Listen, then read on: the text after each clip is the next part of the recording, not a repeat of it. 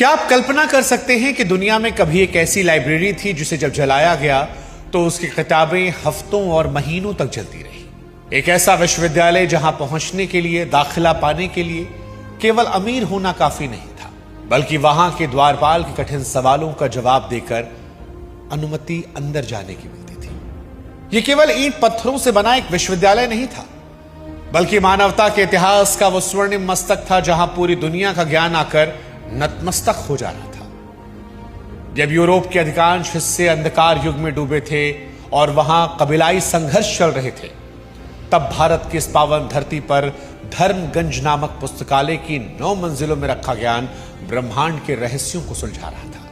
यह कहानी नालंदा की है, और नालंदा की कहानी केवल इसके वैभव की नहीं, बल्कि उस अदम्य भारतीय मेधा की कहानी है जिसने शून्य से लेकर अनंत तक का सफर तय किया और फिर अंत में एक ऐसी त्रासदी का सामना किया जिसने मानवता के सामूहिक विवेक को सदियों पीछे धकेल दिया। आज नालंदा की कहानी हम आपको सुनाने वाले हैं। नालंदा की ऐतिहासिक कहानी को सुनने के साथ साथ इसे अपनों के साथ साझा कीजिएगा, ताकि भारत के विरासत के बारे में लोगों को पता लग सके और भक्ति बुक से जुड़िएगा भी जरूर। अब शुरुआत करते हैं कि नालंदा की स्थापना किन परिस्थितियों में हुई।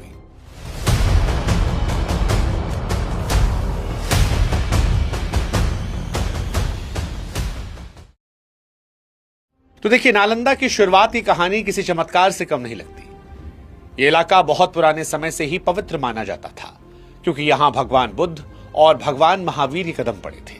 लेकिन एक यूनिवर्सिटी के तौर पर इसकी असली पहचान गुप्त साम्राज्य के दौरान बनी थी। आज से करीब 1600 साल पहले राजा कुमार गुप्त प्रथम ने इसकी पहली नींव रखी थी। यह वो दौर था जब भारत हर क्षेत्र में तरक्की की ऊंचाइयों पर था, और यह राजाओं के सपने जैसा था। एक सपना जहां पर ऐसी दुनिया बसाई जाए जहां दुनिया भर का सारा ज्ञान एक छत के नीचे मिल सके।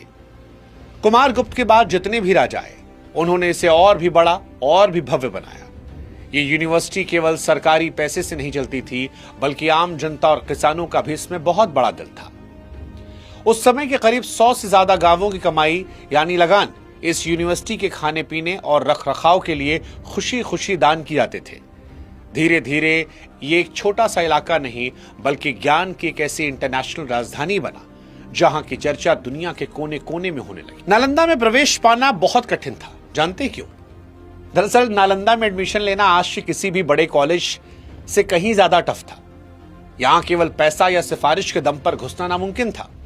यूनिवर्सिटी के मुख्य दरवाजों पर जो रक्षक बैठते थे, उन्हें द्वार पंडित कहते थे। वो केवल सिपाही नहीं थे, बल्कि अपने आप में बहुत बड़े विद्वान थे। चीनी यात्री